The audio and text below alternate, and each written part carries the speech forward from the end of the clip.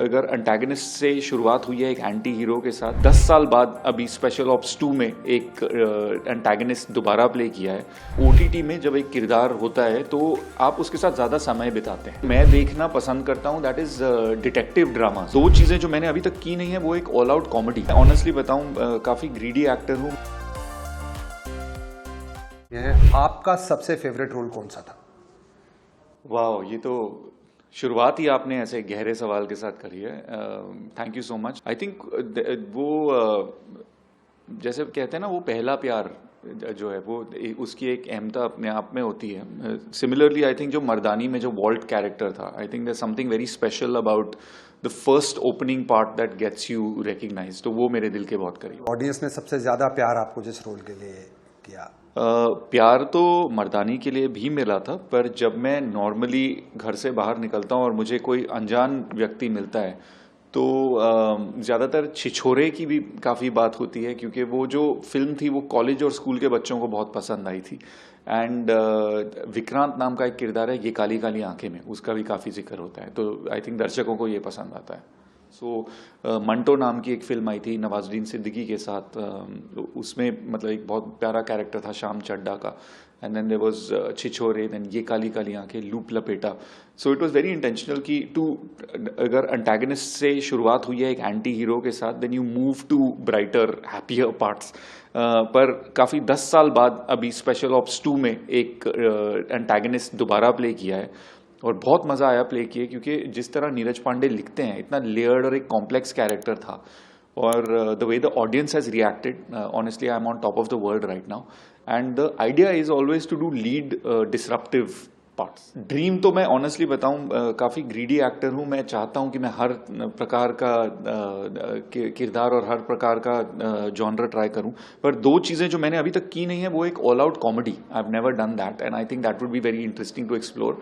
And दूसरा जो मैं देखना पसंद करता हूं that is detective dramas. I have never played like a detective in a thriller zone, and that would be very interesting to play. फिलहाल जो स्पेशल ऑप्स के लिए जो अप्रिसिएशन मिल रही है, द कलेक्टर जो पार्ट मैंने प्ले किया है, उसको मैं बेहद इंजॉय कर रहा हूँ। ओटीटी और फिल्म्स में काम करने में आपको पर्सनली क्या सबसे ज़्यादा डिफरेंट फील होता है?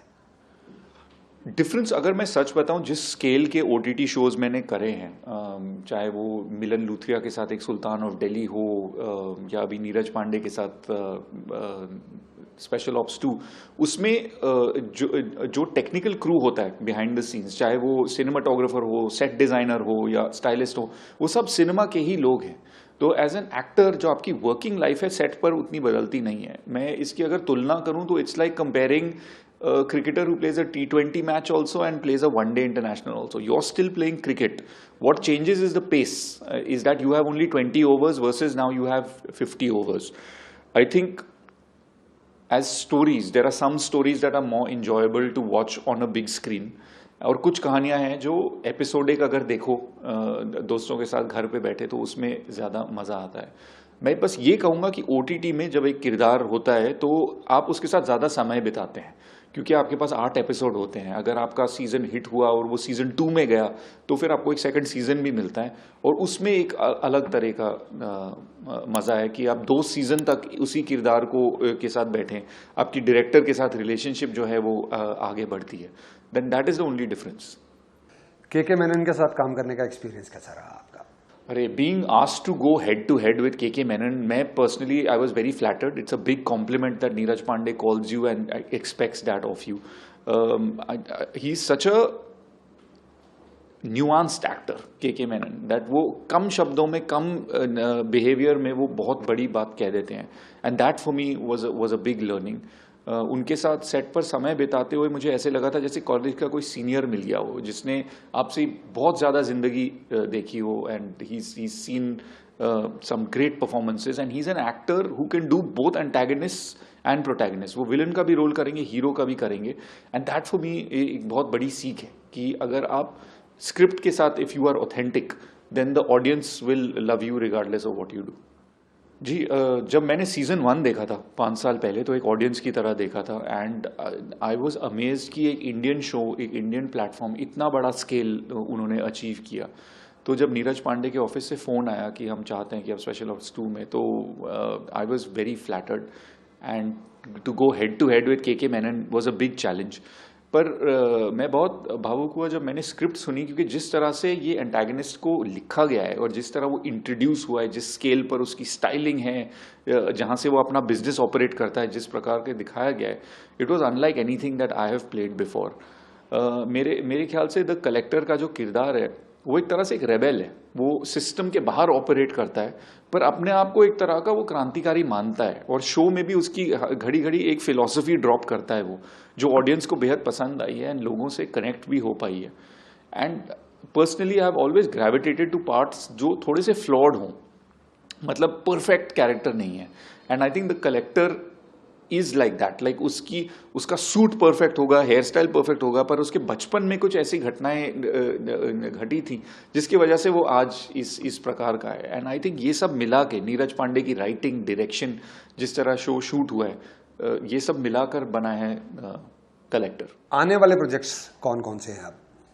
एक बहुत ही दिलचस्प किरदार प्ले किया है, जो शूट हमने अभी ख़त्म करा है परिणीति चोपड़ा के साथ। ये एक हम बना रहे हैं, एक शो है, ये नेटफ्लिक्स के लिए है, एक मिस्ट्री ड्रामा टाइप का जॉनर है इसका, और रेंजिल डिसिल्वा जो है इसके निर्देशक। आप अपने फैंस से क्या कहना चाहेंगे? I'd just like to say a big thank you, because right now I am on top of the world. Very few actors have the privilege that they are loved when they do both a hero as well as an antagonist part. And मैं बहुत as an actor, ये सबसे बड़ी आपके लिए take away होता है जब ऑडियंस इतना इन्वेस्ट हो जाती है कि मुझे तरह तरह के सवाल आ रहे हैं कि यार तुमने तो ठुमरी सुननी थी, तुम ठुमरी सुने बिना ही निकल गए।